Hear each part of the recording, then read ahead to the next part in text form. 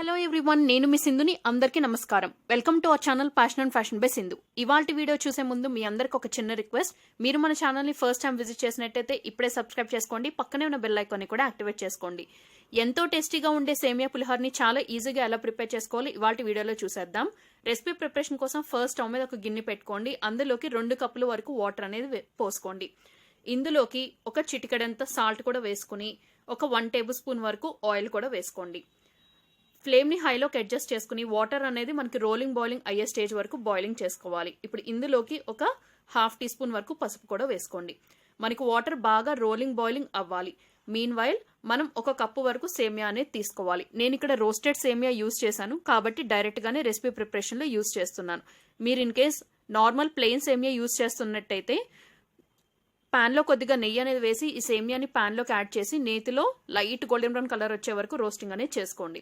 So video clip లో చూపిస్తున్నట్టు water అనేది బాయిలింగ్ వస్తున్నప్పుడు ఫ్లేమ్ అనేది లోకి అడ్జస్ట్ చేసుకుని మనం తీసుకునే 1 కప్పు సేమియా అనేది వాటర్ లోకి వేసి గరిటతో ఒకసారి బాగా కలుపుకొని సేమియా మనకి కంప్లీట్ గా సాఫ్ట్ గా కుక్ అయ్యే వరకు మనం కేవలం లో హీట్ లోనే కుక్ చేసుకోవాలి.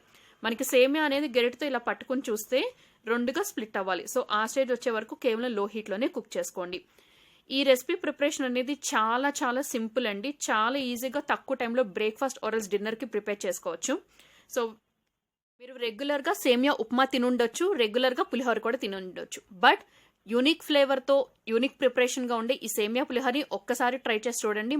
మళ్ళీ ఇష్టపడి మీరే తయారు చేసుకుని ఎంజాయ్ చేస్తారు.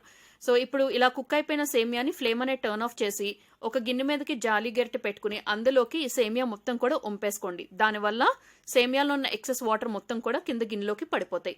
తర్వాత ఇందులోకి ఇమీడియట్ గా 1 లీటర్ వరకు వాటర్ అనేది పోసేయండి. నార్మల్ రూమ్ టెంపరేచర్ లో ఉన్న వాటర్ అయినా పర్వాలేదు, కోల్డ్ వాటర్ అయినా పర్వాలేదు.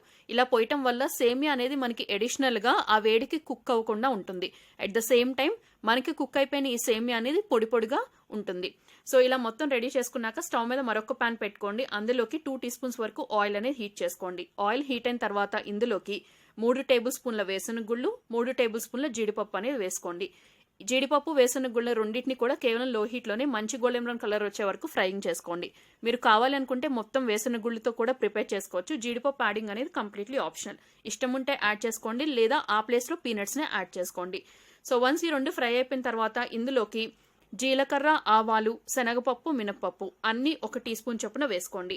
పోపు మొత్తాన్ని కేవలం లో హీట్ లోనే బాగా ఫ్రైయింగ్ అనేది చేసుకోండి. తర్వాత ఇందులోకి ఒక 3 ఎండుమిర్చిని తుంచుకుని వేసుకున్నాను.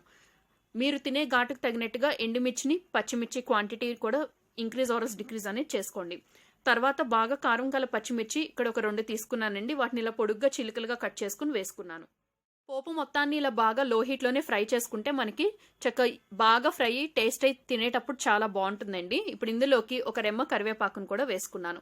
పోపు మొత్తం ఫ్రై అయిపోయిన తర్వాత ఇందాక వడకట్టి పెట్టుకున్నటువంటి సేమియా మొత్తాన్ని ఇందులోకి వేసేయండి.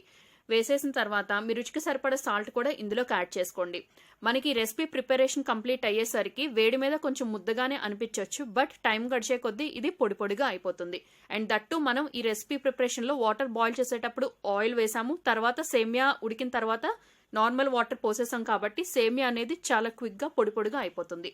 సో రుచికి సరిపడా సాల్ట్ వేసుకుని బాగా కలుపుకున్న తర్వాత ఇందులోకి నిమ్మకాయ రసం అనేది మనం యాడ్ చేసుకోవాలండి. నిమ్మకాయ రసం ఇక్కడ నేను 3 టీ స్పూన్స్ నిమ్మకాయ రసం యాడ్ చేశాను. మీకు నిమ్మ చెక్కల లెక్కలో చెప్పాలంటే ఒక పెద్ద సైజు నిమ్మకాయని 1/2 చెక్క వేసేసుకోండి. జ్యూస్ అనేది పిండి లోపల గింజలు రిమూవ్ చేసి.